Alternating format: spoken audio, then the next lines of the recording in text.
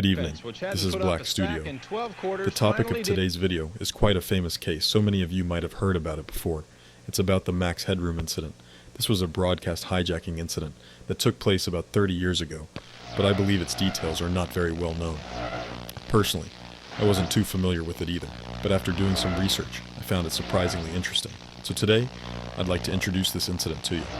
Now let's get started.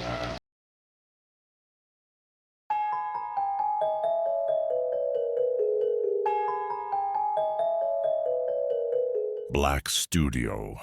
The first hijacking. On November 22nd, 1987, WGN-TV in Chicago was broadcasting an American football game as usual. However, in the middle of the broadcast, the screen suddenly went black. A few seconds later, a bizarre image appeared. A figure wearing a strange mask and sunglasses was on the screen, swaying side to side as if dancing, without saying a word. The station's staff quickly switched frequencies, and the original program resumed after about 15 seconds. However, Dan Rohn, the anchor at the time, appeared just as shocked as the viewers watching at home. The character on screen was an imitation of a well-known British character, leading the incident to later be called the Max Headroom Incident. Immediately after the program ended, the station erupted in chaos, with employees convinced that the culprit had to be someone from within. They searched the premises thoroughly, but no suspect was found. Meanwhile, viewers flooded the station with inquiries, asking, what on earth was that video? The second hijacking. 2 hours after the first hijacking, another signal intrusion occurred, this time on a different station, WTTW, during a broadcast of Doctor Who. This hijacking lasted about 90 seconds, and was even stranger than the first. On screen, the same masked figure appeared, mumbling, laughing, and uttering incoherent words. Then suddenly he shouted, "He's a freaking nerd." After that, the scene took an even more bizarre turn. The figure began waving an object in his hand, then mimicked being spanked before the screen distorted, and the hijacking ended.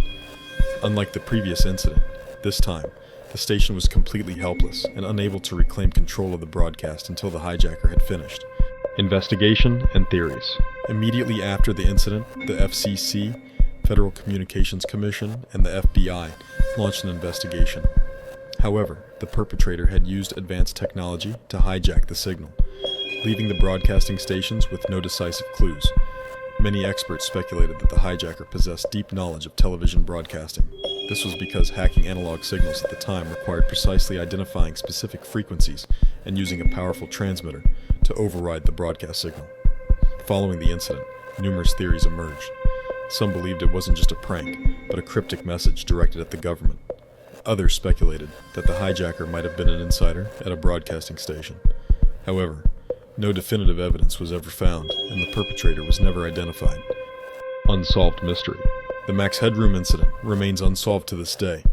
At the time of the event, the FCC and the FBI conducted investigations, but they were unable to find conclusive evidence.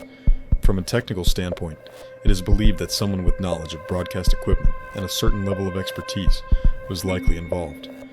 However, the motive and background of the incident remain unclear. Debate continues over whether it was simply a prank, or an act intended to criticize the media and society. Speculation about the perpetrators has spread widely, and numerous theories have been proposed online. Some suggest that an insider was responsible, while others believe it may have been carried out by a group of tech-savvy students. However, no theory has been backed by definitive proof. Legacy and influence. The Max Headroom Incident is remembered as one of the strangest and most shocking hacking incidents in media history. It highlighted the vulnerabilities of broadcasting systems and served as an example of what was technologically possible at the time. This incident also influenced pop culture, with homages appearing in later movies and TV shows. Some cyberpunk works, for instance, have incorporated themes of anarchistic hackers and pirate broadcasts, reflecting the imagery of this event. Even in modern internet culture, the incident remains a topic of discussion in the context of unsolved cases and viral media. Platforms like YouTube and Reddit continue to host analyses and discussions about the case, as efforts to uncover new evidence persist. Conclusion. The Max Headroom Incident remains a deeply significant event, far beyond just a simple case of television signal hijacking. While the motives behind the incident remain a mystery, it has prompted many to reconsider the close relationship between media and technology. Moreover, the incident is seen by some, not just as an urban legend, but as a provocative act with a sharp critique of society. If this interpretation is correct, the event still serves as a warning, highlighting the ongoing issues within the media today.